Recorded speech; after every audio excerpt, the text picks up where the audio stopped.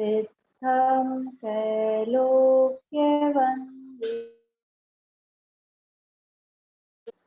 स्वाभाविक चिदानन्द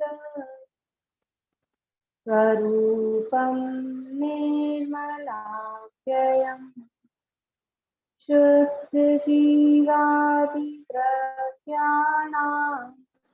देशकं च जिनेश्वरम् द्रव्यसंग्रहसूत्राणां वृत्तिं वक्षेतमासुत जीवमजीवमदौवम् ऋणवरवसुरेण जीर्णनेत्रेऽहम्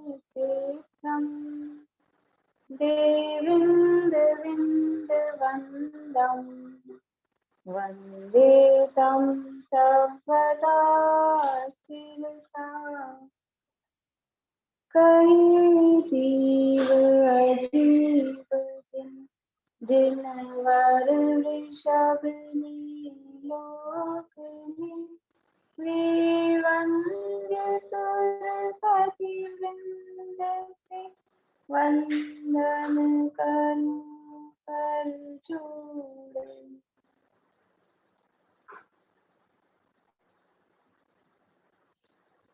गाथाएं बोलते हैं।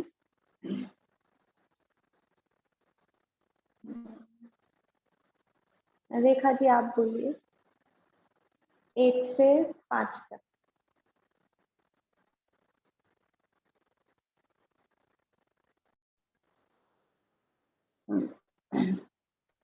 अपनी चर्चा 35वीं गाथा के संबंध में चल रही है और 35वीं गाथा में भाव संवर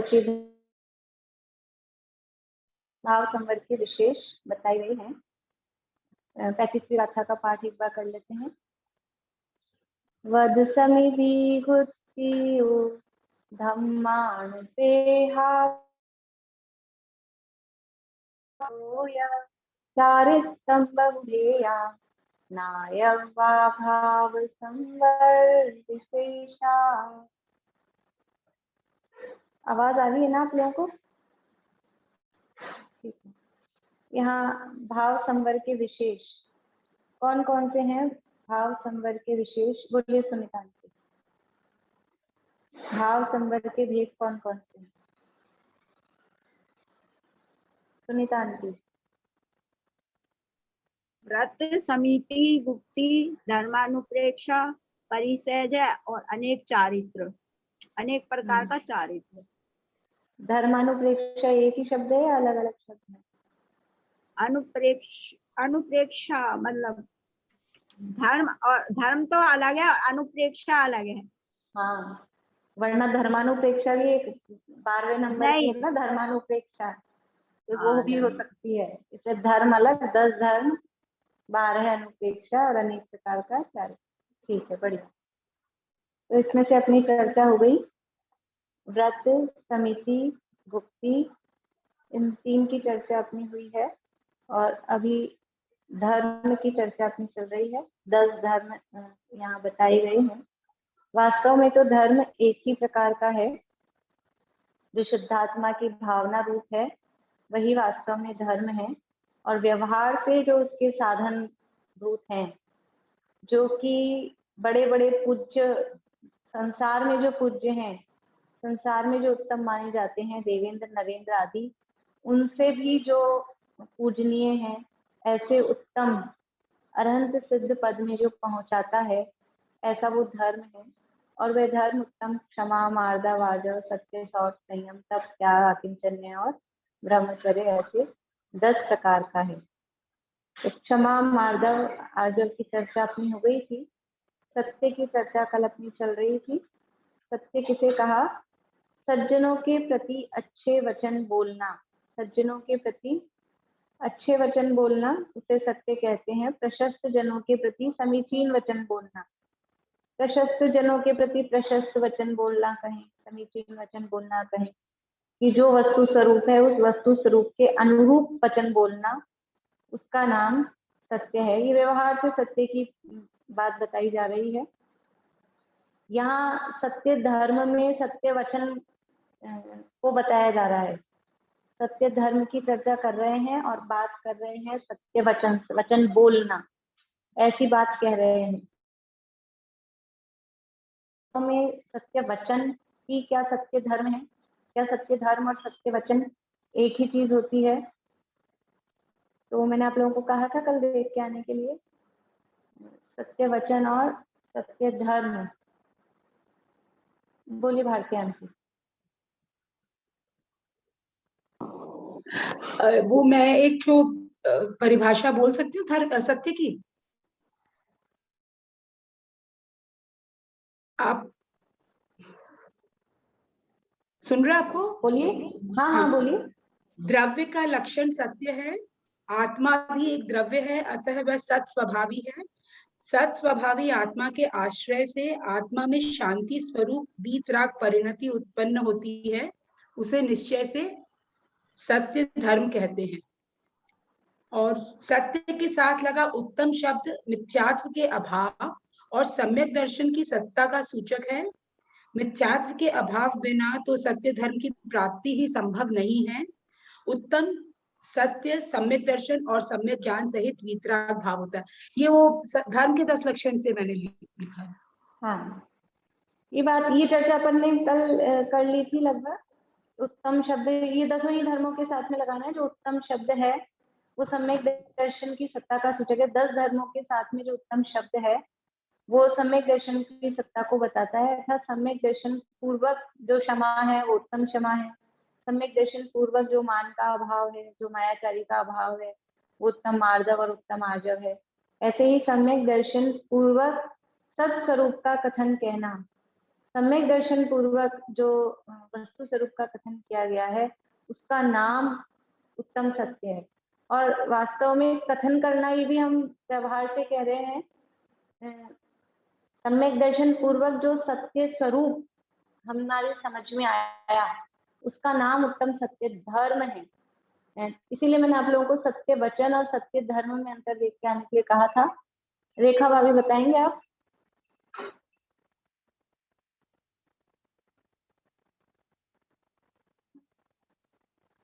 देख के आए थे? अनम्यूट करिए। नहीं,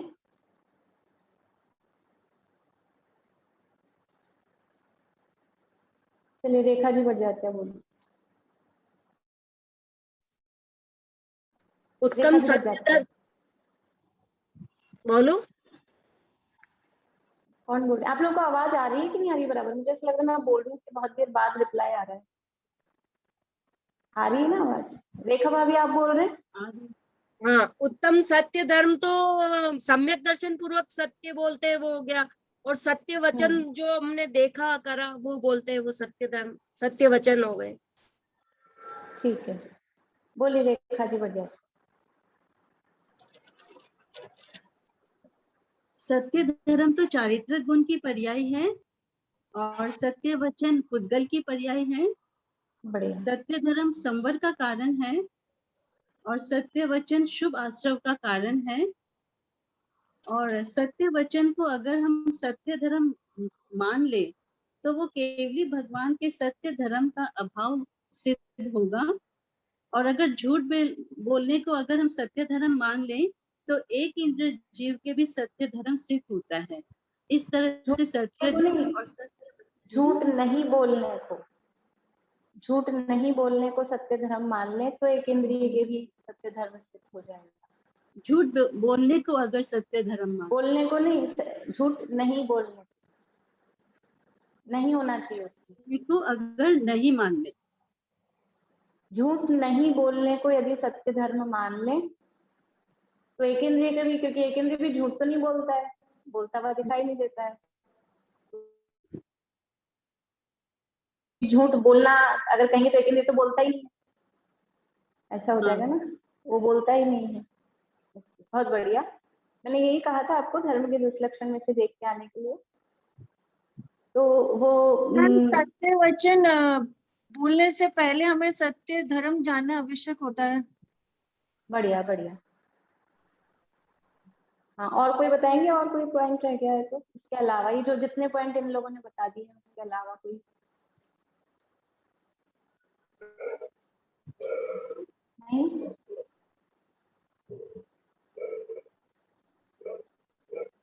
चलिए। उत्तम सत्य धर्म है वो आत्मा की पर्याय है, चारित्र गुण की पर्याय है, और सत्य वचन है वो पुद्गल की पर्याय है, भाषा वर्गणा का परिणाम। तो सत्य वचन वो सत्य धर्म हो नहीं सकता है, दो द्रव्य अलग अलग हैं, दो द्रव्यों के अलग अलग पर्याय हैं। लेकिन फिर भी क्योंकि निमित्त नैमित्तिक संबंध देख के सत्य धर्म के जब सत्य धर्म का वर्णन चलता है तो सत्य वचन को सत्य धर्म कह दिया जाता है। पर हमको समझना चाहिए कि वास्तव में वो दोनों अलग अलग द्रव्यों के अलग अलग गुणों की पर्याय हैं। इसलिए पहला तो ये हो गया कि सत्य धर्म है वो जीव की पर्याय है, सत्य वचन है वो पुद्गल की पर्याय है। सत्य धर्म है वो तो समस्त जीवों में पाया जाएगा, लेकिन सत्य वचन है वो सभी जीवों में पाया जाए नहीं है। एक इंद्रिय भी सब, एक इंद्रियों के वचन ही नहीं है तो वो तो कुछ बोलते ही नहीं है, और सिद्ध भगवान भी कुछ नहीं बोलते हैं। यदि सत्य वचन बोलने को ही सत्य धर्म कहा जाए तो सिद्धों के सत्य धर्म नहीं ठहरेगा, सिद्धों के उत्तम सत्य धर्म का अभाव मानना पड़ेगा, चारित्र गुण की इस पर्याय का अभाव मानना पड़ेगा। जबकि सिद्धों में भी सत्य धर्म तो है लेकिन सत्य वचन नहीं है। और यदि हम कहें कि अच्छा झूठ नहीं बोलना उसका नाम सत्य है, तो एक इंद्रिय के भी हमको सत्य धर्म मानना पड़ेगा, क्योंकि एक इंद्रिय भी झूठ नहीं बोलते हैं, कुछ भी नहीं बोलते हैं तो झूठ भी नहीं बोलते हैं। तो इसलिए वचन का वास्तव में धर्म के साथ कोई भी संबंध नहीं है। वचन वो पुद्गल की अलग पर्याय है और धर्म है वो जीव की पर्याय है।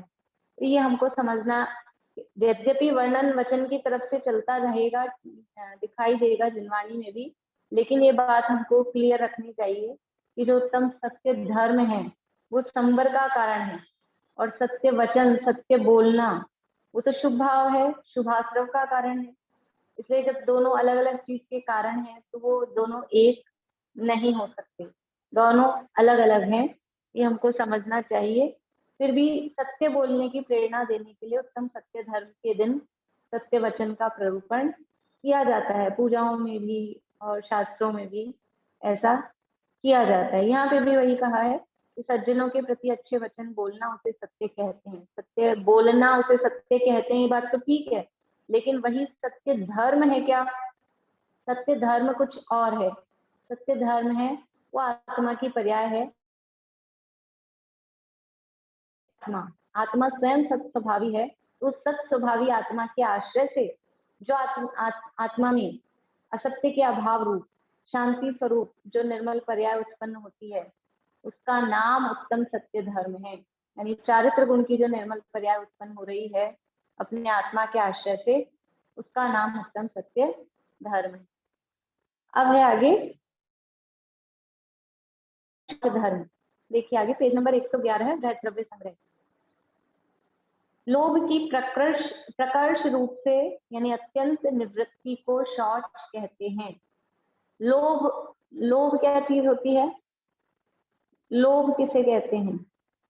मीना चाची बोलिए, लोभ किसे कहते हैं? मीना चाची, लोभ किसे कहते हैं? किसी चीज को पाने की इच्छा। बढ़िया, बहुत बढ़िया। किसी भी चीज को देखकर और उसे प्राप्त करने की जो इच्छा है, यानी इच्छा है वो लोभ है। लालच कहते हैं हम अपने सब शब्दों में, लेकिन लालच मतलब इच्छा। जितनी भी तरह की हमारी इच्छाएं हैं वो लोभ है। इसलिए ये धर्म के 10 लक्षण में जो लोभ वाला प्रकरण है, ये उत्तम शौच वाला प्रकरण है, उसमें कहा है लोभ अनेक प्रकार का है। रूप का लोभ, यश का लोभ, मान प्रतिष्ठा का, अलग अलग प्रकार के, धन का लोभ, भोजन का लोभ, आरोग्य का लोभ, जीवन का लोभ। तो ये सब क्या है? वो सब इच्छाएं हैं। मेरा मान सम्मान हो, ये इच्छा होती है कि नहीं? ये यश का लोभ है। मेरा यानी हम सुंदर दिखें, रूप सौंदर्य दिखे, ये जो इच्छा है ये लोभ है। हमारा हम निरोगी बने रहें, रोग नहीं आ जाए शरीर में, तो ये आरोग्य का लोभ। हम मर नहीं जाएं, जीवन चलता रहे, वो जीवन का लोभ। ऐसे अनेक प्रकार के जो इच्छाएं हैं वो इच्छा ही वास्तव में लोभ है। बच्चों की भाषा में बालबोध ने कहा किसी चीज को देखकर उसे प्राप्त करने की जो इच्छा है यानी लालच है उसको लोभ कहते हैं। और इस लोभ की प्रकृष्ट रूप से यानी अत्यंत यानी बिल्कुल लोभ पूरी तरह से चला जाए, निवृत्ति, लोभ पूरी तरह से खत्म हो जाए, अत्यंत निवृत्ति को शौच कहते हैं। ये उत्तम शौच धर्म, शौच का शब्द अर्थ होता है पवित्रता। शौच यानी पवित्रता। जैसे बोलते हैं कि शौचालय, शौच के लिए जा रहे हैं, उसका मतलब भी क्या है कि जो मल भरा है वो मल निकाल के पवित्र हो जाए। तो शौच का अर्थ वास्तव में पवित्रता होता है। तो लोभ के अभाव में आत्मा पवित्र होता है। तो क्या अकेले लोभ के अभाव में ही पवित्र होता है? क्रोध, मान, माया आत्मा को मलिन नहीं करती हैं। ये चारों ही कषाएं आत्मा को मलिन करती हैं। इसलिए लोभ है अंत में जिनके, ऐसे चारों ही कषाएं, क्रोध, मान, माया और लोभ, इन चारों ही कषायों की अत्यंत निवृत्ति, चारों ही कषायों का जो पूर्णतः अभाव हुआ, उस अभाव का नाम उत्तम शौच धर्म है। तो यहाँ अकेला लोभ क्यों कहा? क्योंकि क्रोध का अभाव हम पहले क्षमा में कह ही चुके हैं, मान का अभाव मार्जव में, मायाचारी का अभाव आर्जव में, ये पहले कह ही चुके हैं। इसलिए यहाँ अकेला लोभ शब्द दिखाई देता है। लेकिन वास्तव में समस्त विकारों का अभाव, समस्त कषायों का अभाव पूर्वक जो पवित्रता आत्मा में प्रकट होती है उसका नाम उत्तम शौच धर्म है। तो जितने जितने विकारों की निवृत्ति होती है, जितनी जितनी कषायों की निवृत्ति होती है, उतना उतना ये पवित्रता जीवन में प्रकट हो जाती है। तो यहाँ कहा कि लोभ की प्रकृष्ट का मतलब है अत्यंत रूप से, और अत्यंत रूप से निवृत्ति का मतलब है कि पूर्णतः लोभ कहाँ खत्म होता है? लोभ की पूर्ण रूप से निवृत्ति कहाँ होती है? निशान पे 10वें गुण स्थान में। 10वें गुण स्थान में लोभ पूर्ण तरह यानी 10वें तक है, 10वें के आगे वो पूर्ण रूप से समाप्त हो गया है। लेकिन क्या उत्तम शौच धर्म 10वें गुण स्थान के अंत में प्रकट होगा? उत्तम शौच धर्म क्या 11वें गुण स्थान में प्रकट होगा? तो ऐसा नहीं है। जहाँ चौथे गुण स्थान से ही यदि अनंतानुबंधी लोभ का अभाव हुआ है तो एक कषाय के अभाव पूर्वक, पंचम गुण स्थान में अनंतानुबंधी और अप्रत्यक्षानावरण का अभाव हुआ है तो 2 कषाय के अभाव पूर्वक, और छठे सातवें गुण स्थान में 3 कषाय चौकड़ी के अभाव पूर्वक ये उत्तम शौच धर्म प्रकट होता है। और 11वें गुण स्थान से ऊपर यहाँ पूर्णतः कषायों का अभाव है, वहाँ पूर्ण रूप से शौच धर्म है। तो यथा योग्य जहाँ जैसा कषायों का अभाव हुआ है, कषायों से निवृत्ति, उसका नाम शौच है, पवित्रता है। कषाएं आत्मा को मलिन करती हैं। देखिए, एक अशुचि भावना अपन पढ़ते हैं।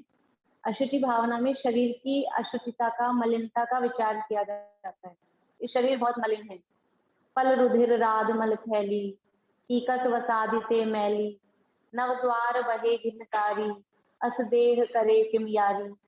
ऐसा अशुचि भावना में वर्णन पढ़ते हैं। शरीर की गंदगी का विचार करते हैं कि बहुत शरीर मलिन है। तो हमको ऐसा लगता है कि हाँ, शरीर मलिन है, अपने में तो कोई मलिनता नहीं है ना, ये शरीर ही मलिन है, हम तो बिल्कुल साफ सुथरे हैं। तो फिर अशुचि भावना के बाद में आती है 12 भावनाओं में आश्रव भावना। तो कहते हैं ये शरीर तो मलिन है, लेकिन हमारे मतलब मुझ में भी यानी आत्मा में भी कुछ ना कुछ अभी गंदगी है। ऐसा मत सोचो कि हम तो पूरे दूध के धुले हैं। ये आत्मा में भी मलिनता है। ये आत्मा की क्या मलिनता है? ये मोह राग द्वेष के जो कषायों के परिणाम हैं, ये कषाएं आत्मा को मलिन करती हैं। ये आत्मा की मलिनता है। और शरीर की मलिनता, अशुचिता तो इतनी खतरनाक नहीं है। शरीर की मलिनता बनी रहे तो भी उस शरीर में आत्मा, वो आत्मा मलिन नहीं होता है। आत्मा शरीर में रहता है, अनादिकाल से शरीर के संयोग में ही है और अभी भी शरीर के संयोग में ही है। शरीर में रहने मात्र से आत्मा मलिन नहीं होता है।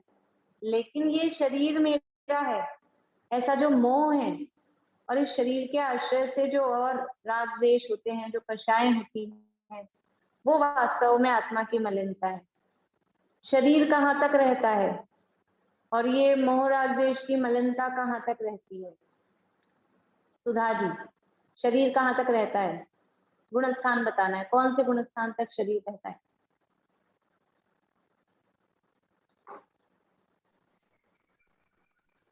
ये तो 14 गुण स्थान तक रहता है। फिर से बोलिए, समझ नहीं आया मुझे। शरीर तो 14 गुण स्थान तक रहता है ना, काय तो 14 गुण बढ़िया स्थान तक रहती है। बढ़िया, शरीर 14वें गुण स्थान तक रहता है। और कषाय? कषाय 6वें 7वें गुण स्थान तक, 10वें गुण स्थान तक रहता है। नहीं, कषाय तो 7वें गुण स्थान तक रहती है। अंतानुबंधी प्रत्यय का 7 कंफ्यूज हो रहे हैं आप? 7वें गुण स्थान तक रहती है। ठीक है, सरोज भाभी बोलिए, कषाय कहाँ तक रहता है? ठीक है, ठीक है, सरोज भाभी। 10वें गुण स्थान बढ़िया तक। बढ़िया, बहुत अच्छा। शरीर 14वें गुण स्थान तक है और कषाय 10वें गुण स्थान तक है। पहले किसका अभाव हो रहा है? पहले अभाव शरीर का हुआ कि कषायों का? पहले कषायों का अभाव हो रहा है, यानी कषाय यदि हैं, एक भी कषाय, कषाय का अंश भी है, सूक्ष्म भी लोभ है, तो केवल ज्ञान प्रकट नहीं हो सकता, भगवान नहीं बन सकते। शरीर के रहते हुए भगवान बन सकते हैं, बन जाते हैं, अनंत भगवान है, शरीरी परमात्मा है। शरीर के रहते हुए भगवान बन सकते हैं, केवल ज्ञान प्रकट हो जाता है। लेकिन ये कषायों की मलिनता जरा सी भी बची हुई है, थोड़ी सी भी कषाय हैं यदि, केवल ज्ञान प्रकट नहीं हो सकता है। सूक्ष्म भी लोभ यदि है तो केवल ज्ञान प्रकट नहीं हो सकता है, इतरात्ता नहीं आ सकती है, भगवान नहीं बन सकते। इसलिए वास्तव में मलिनता क्या है? ये मोह राग द्वेष के परिणाम आत्मा को मलिन करती है। शरीर की मलिनता वो मेरी मलिनता है ही नहीं, क्योंकि वो शरीर तो बाहरी परद्रव्य है। आत्मा में उत्पन्न होने वाले विकारी भाव वो ही हमारी मलिनता है, उसको दूर करना है। तो उनसे जो निवृत्ति है उसका नाम उत्तम शौच धर्म है। चारों ही कषायों से निवृत्ति, चारों ही कषायों का अभाव, उसका नाम उत्तम शौच धर्म है। देखिए आगे इसी में कह रहे हैं 117 नंबर पेज पे, लोभ की निवृत्ति प्रकृष्ट पने को प्राप्त हो, प्रकर्ष पने को प्राप्त हो, वह शौच। शुचि अर्थात पवित्र भाव, वह शुचि कर्म, वह शौच। शुचि अथवा पवित्र भाव अथवा शुचि कर्म, वह शौच, इस प्रकार निश्चित किया जाता है। शुचिता यानी पवित्रता, जो पवित्र करे, जो आत्मा को पवित्र करे, ऐसा जो परिणाम। आत्मा किससे पवित्र होता है? देखो एक परिभाषा आती है, पाप किसे कहते हैं और किसे कहते हैं? पाप किसे कहते हैं? कि जो आत्मा को पतित करे उसे पाप कहते हैं। जो आत्मा को पतित करे उसे पाप कहते हैं, और जो आत्मा को पवित्र करे उसे धर्म कहते हैं। जो आत्मा को पतित करे उसे पाप कहते हैं, और जो आत्मा को पवित्र करे उसे धर्म कहते हैं।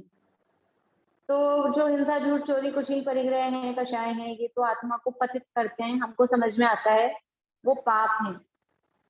और जो शुभ भाव है, अहिंसा, सत्य, चौर्य, समिति, बाहरी जो व्यवहार रूप से समिति आदि के परिणाम है, सच बोलने का परिणाम है, ये क्या करते हैं? पूजा पाठ, व्रत, उपवास, ये सब क्या है?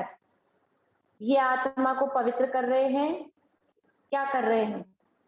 तो वास्तव में ये भी आत्मा को पवित्र नहीं कर रहे, क्योंकि धर्म किसे कहते हैं? जो आत्मा को पवित्र करे। पवित्र करे यानी पूर्ण रूप से मोह राग द्वेष से रहित करे। तो जो आत्मा को पवित्र करे, आत्मा की पवित्रता कषायों के पूर्णतः अभाव में है।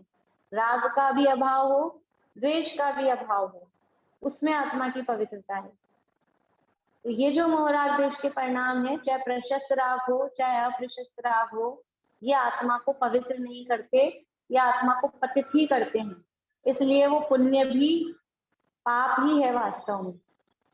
जिसे हम पुण्य कह रहे हैं वो भी वास्तव में पाप ही है। तो धर्म क्या है? कि वीतराग का, राग द्वेष से रहित परिणाम, वो धर्म है। तो ऐसा ये जो पवित्र भाव है, शुचि कर्म, वह शौच धर्म कहा जाता है, ऐसा यहाँ कहा है। आगे है उत्तम संयम धर्म।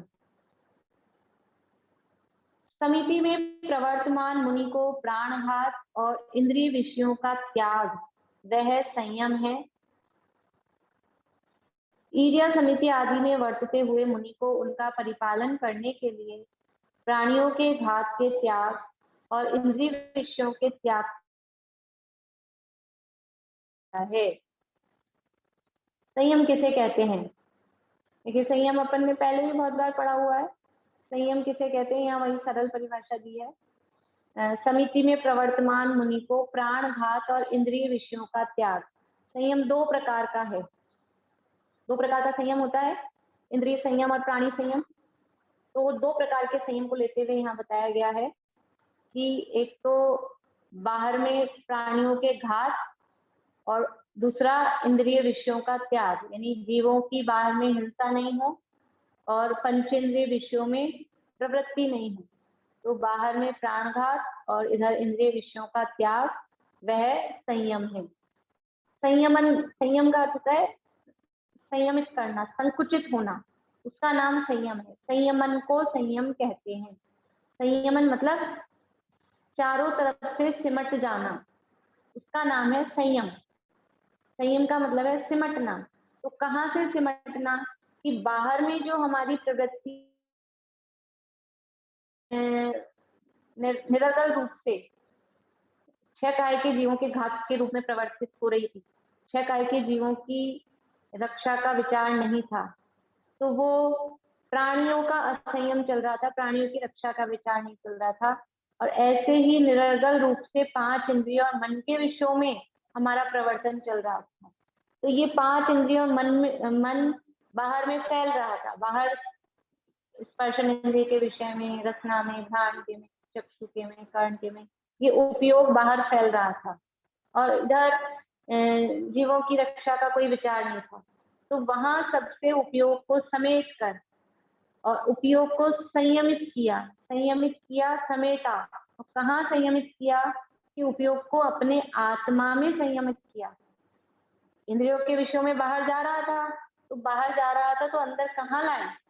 तो अंदर बाहर जाते हुए उपयोग को अपने आत्मा में ही सिमेटना, उसका नाम वास्तव में संयम है। संयमन को संयम कहते हैं। मतलब है कि सिकुड़ जाना, अपने में आ जाना। तो बाहर हमारा जो उपयोग, देखिए ज्ञान की पर्याय तो यही है। ज्ञान तो अपना यही है, वर्तमान में जो काम कर रहा है, हम जो भी हम जान रहे हैं, चाहे हम टीवी देखें, चाहे गाने सुने, चाहे हम प्रवचन सुने, भक्ति सुने, जानने का काम तो ज्ञान के माध्यम से ही हो रहा है ना। तो वो जो हमारा ज्ञान अभी बाहर में विषयों में लग रहा था, एक सीरियल देख रहे हैं कि गाने सुन रहे हैं या कोई रसना इंद्रियों के विषय में लग रहे हैं, तो वो ज्ञान बाहर में जा रहा था, उस ज्ञान को समेट कर और अपने में लगाना, इसका नाम है संयम। इस संयम में क्या होता है? संयम में ये होता है कि 2 प्रकार के गए हैं, इंद्रिय संयम और प्राणी संयम। तो हम कुछ नियम लेते हैं संयम में कि हम ये नहीं खाएंगे, कि ये नहीं करेंगे, कि हम इसका त्याग कर रहे हैं, इस तरह का अपन बाहर में देखते हैं। संयम का मतलब क्या है? कि संयमी जीव है। संयमी जीव है का मतलब है कि जीवों की रक्षा का विचार है, 5 इंद्रिय के विषयों में आसक्ति का त्याग है। तो उपयोग को वहां से समेट कर आत्मा में लगाते हैं। तो उपयोग वहां से हटा तो आत्मा में लगा, इसका नाम संयम है। वास्तव में संयम क्या है? कि उपयोग का पर पदार्थों से हटकर अपने स्वरूप में लगना, उसका नाम संयम है। संयमित होने का नाम संयम है। जैसे बोलते हैं कोई अनाप शनाप गाली गलौज कर रहा हो तो क्या कहते हैं?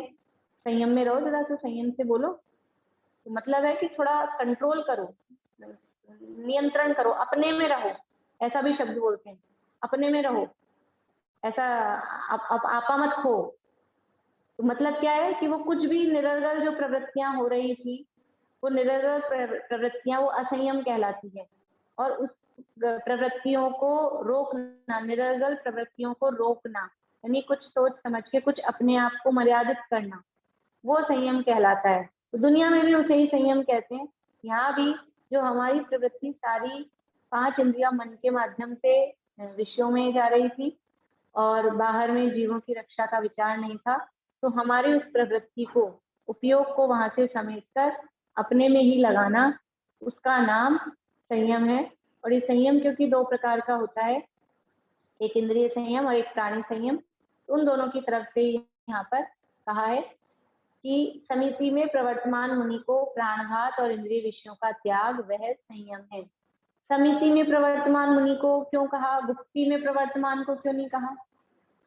समिति में प्रवर्तमान मुनि को ऐसा क्यों कहा, गुप्ति में प्रवर्तमान क्यों कहा? बोलिए निशांत। 5 इंद्रियों की प्रवृत्ति से 5 इंद्रियों की प्रवृत्ति में यत्नाचार पूर्वक रहना, इसलिए क्योंकि प्राणी संयम और वो बताया ना 5 इंद्रियों के प्रति संयम करना, इसलिए। ठीक है। और गुप्ति में गुप्ति तो निवृत्ति वैसे है। भी निश्चय संयम होएगा, आत्मस्वरूप की लीनता, उपयोग को बाहर से हटा के अंदर लाना, वो गुप्ति हुई ना। गुप्ति में तो प्रवृत्ति कुछ है ही नहीं ना, गुप्ति में तो वैसे ही निवृत्ति है, तो वो समेटेंगे क्या? गुप्ति तो ऑलरेडी समेटने का नाम ही है। गुप्ति का मतलब तो वही है, मन वचन काया को वश में करना, तो उसमें तो प्रवृत्ति है ही नहीं, तो संयमित कहाँ से होंगी? कि जो प्रवृत्तियां हो रही हैं उन प्रवृत्तियों में संयम रखना, तो प्रवृत्तियां होती हैं समिति में। इसलिए यहाँ कहा कि समिति में प्रवर्तमान मुनि, कोई मुनिराज ईर्ष्या समिति भाषा ऐष्णा दान निक्षेपण प्रतिस्थापना इन समिति रूप प्रवर्तन कर रहे हैं, तो ईर्ष्या समिति का पालन कर रहे हैं, चल रहे हैं, गमन कर रहे हैं, तो गमन कर रहे हैं तो ये जीवों की हिंसा नहीं हो जाए, ऐसा प्राणघात का ध्यान, तो इसलिए 4 हाथ जमीन देख कर चलते हैं। और बाहर में इंद्रिय विषयों का त्याग, समझ लीजिए भोजन आदि का ग्रहण हो रहा है, तो वो भोजन का ग्रहण जो हो रहा है उसमें वो उनको स्वाद आता है कि नहीं? मुनिराज आहार लेते हैं तो उनको स्वाद आता होगा कि नहीं? खट्टा है, उनको तो कुछ स्वाद नहीं आता होगा, कुछ भी खिला दो उनको तो स्वाद आता ही नहीं होगा मुनिराज को। ऐसा होता है क्या? स्वाद आता होगा कि नहीं आता होगा मुनिराज को? बोलिए नीलम भाभी, मुनिराज को स्वाद आता होगा कि नहीं?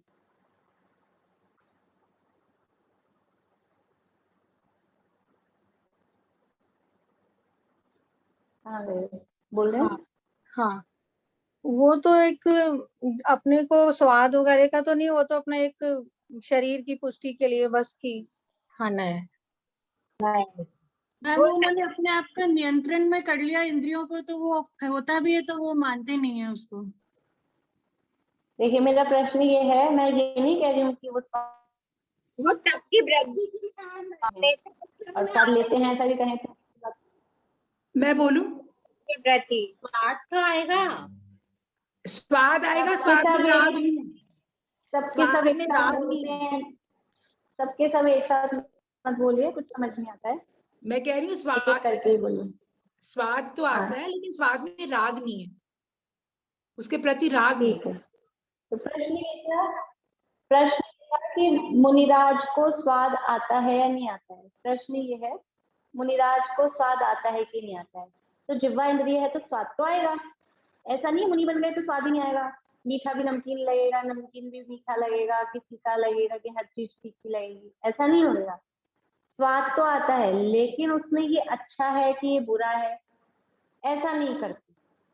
तो वो जो समिति रूप प्रवर्तमान है कि ऐष्णा समिति का पालन कर रहे हैं, आहार का ग्रहण हो रहा है, देख सोच के भोजन ले रहे हैं, तो उसमें कह रहे हैं इंद्रिय विषयों का त्याग।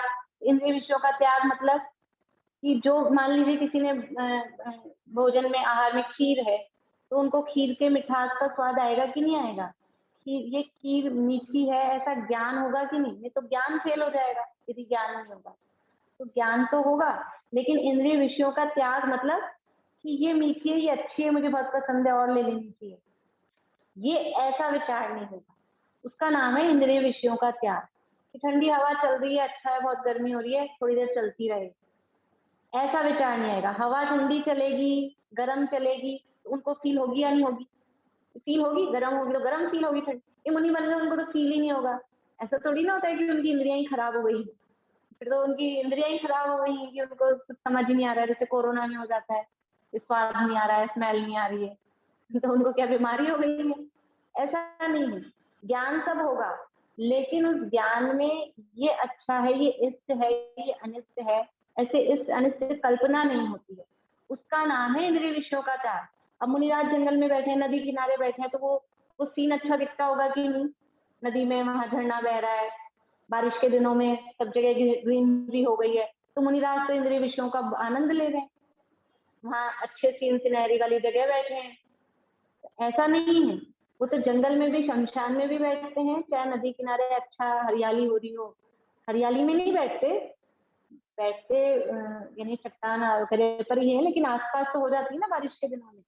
तो अगर अच्छा हरियाली वाला सीन है या फिर सूखा रेगिस्तान है, तो उसमें वो राग द्वेष नहीं करते कि ये अभी अच्छा हो गया, बारिश के दिनों में अच्छा दिख रहा है, और यदि सूखा पड़ गया हो, मई जून का महीना और बारिश नहीं हुई हो, तो वो ये विचार करें बहुत ही खराब दिख रहा है, बहुत ही गंदा लग रहा है, ऐसा विचार नहीं करते। इसका नाम है इंद्रिय विषयों का त्याग।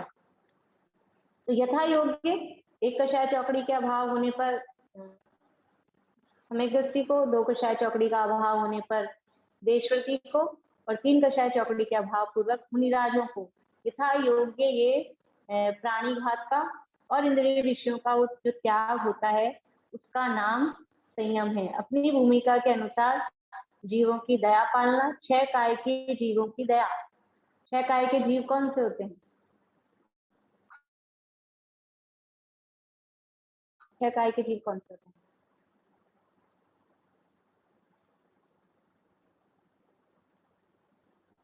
अर्पणा जी सुन रहे हैं? हाँ बोलिए। मैम अग्नि जल वायु वनस्पति पृथ्वी और त्रस जी। बढ़िया, पृथ्वी से शुरू करते हैं। पृथ्वी, जल, अग्नि, वायु, वनस्पति और त्रस काय, यानी पृथ्वी काय, जल काय, काय सब क्या गया है? ये 6 काय के जीव होते हैं। इन 6 काय के जीवों की रक्षा करना ये कहलाता है प्राणी संयम।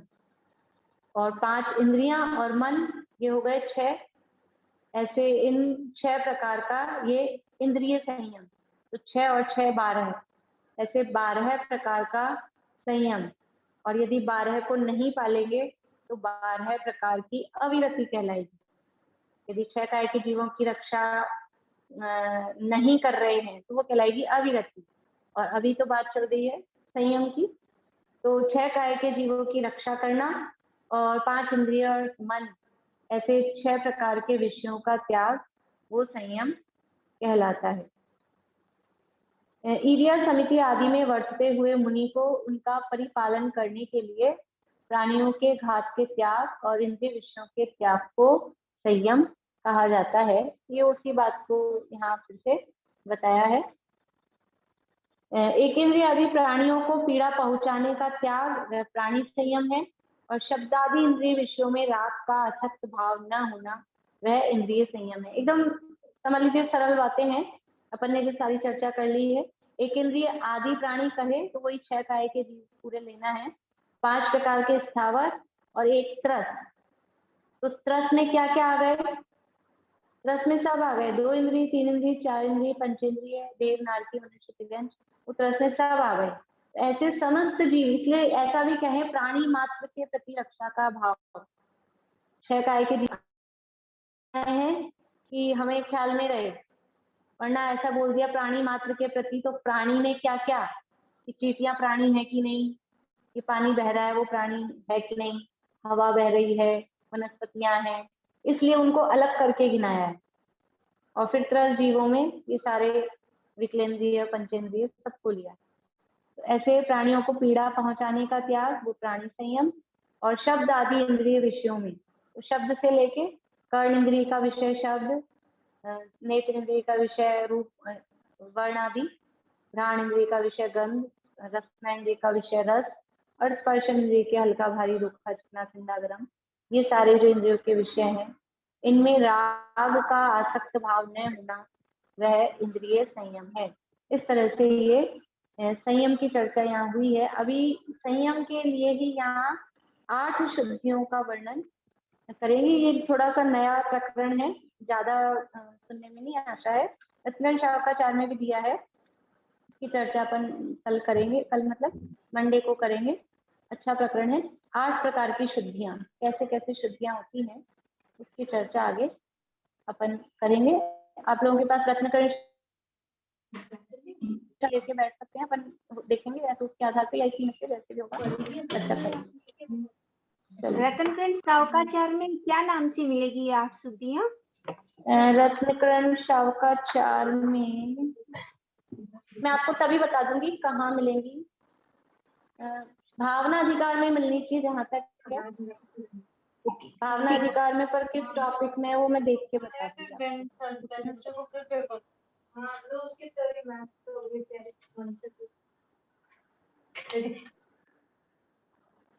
चलिए अभी यहीं पूरा करते हैं। जय श्री